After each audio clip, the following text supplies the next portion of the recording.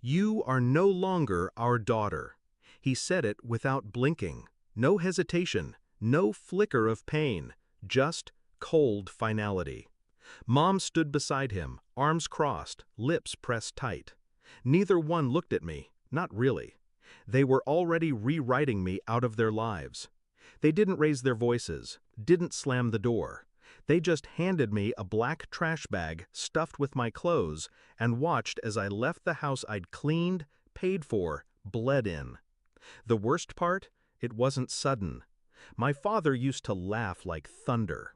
I remember being 5, sitting on his shoulders, his hands wrapped tightly around my ankles, promising he'd always keep me safe. We were close once, until I grew a voice. I wanted to study law. They wanted me married. I got a job. They wanted obedience. I helped with bills, groceries, even paid their property tax once. But independence? That was my sin. The real betrayal came dressed in paperwork. My name removed from the will. My number blocked. My accounts frozen. I was still tracing how when I saw the signature, Dad's. He'd used my trust to sign off on things I hadn't seen. They'd sold my car, emptied the joint account, reported me missing when I stopped responding. I lived in a city 2 hours away by then. Different name, new number. No one knew. I kept my head down, rebuilt. First a room, then an apartment, then a name for myself in law. Ironic, I know. I watched them from a distance, quietly. They claimed I ran away, told family I was mentally unstable. Then one day, I got a message from an old classmate. "I'm so sorry to hear. Your parents held a memorial for you. Cancer, they said?" I laughed so hard I couldn't breathe. They didn't just erase me, they declared me dead. All for sympathy and donations. That's when I stopped surviving and started planning. I dug. Bank statements, fake charities, GoFundMe lies. They raised over $80,000 in my name, wore black, posted tributes, held hands, and cried for the cameras. I documented everything. Then I filed. Fraud, identity theft, emotional damages. I used a fake alias to hire the PI, another to get access to the memorial video, my face on a slideshow, photos they swore they missed. Meanwhile, they cashed checks from strangers and smiled into microphones. That's when I bought the dress. Black, simple, elegant, for my funeral. I arrived 10 minutes before the second anniversary gathering. They hosted it every year, morbid PR disguised as mourning. The hall was candlelit, photos of me everywhere. My parents stood near the podium, surrounded by pity.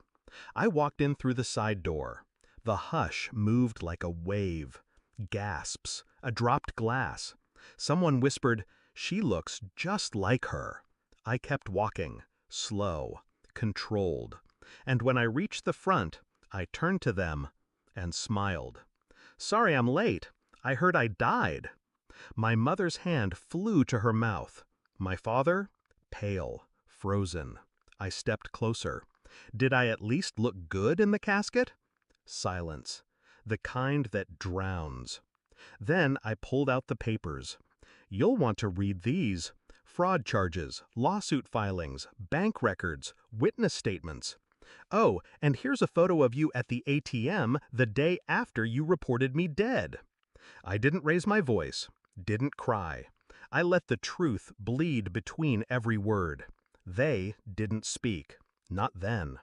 Security escorted me out at their request, but that was part of the plan.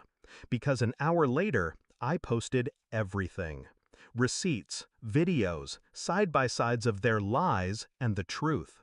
I didn't say much in the caption, just, "If I'm dead, who pressed post?" The fallout was swift. Charities backed out. Police reopened the case. Family who'd turned their backs finally saw the full picture. I didn't return to the house. Didn't need to.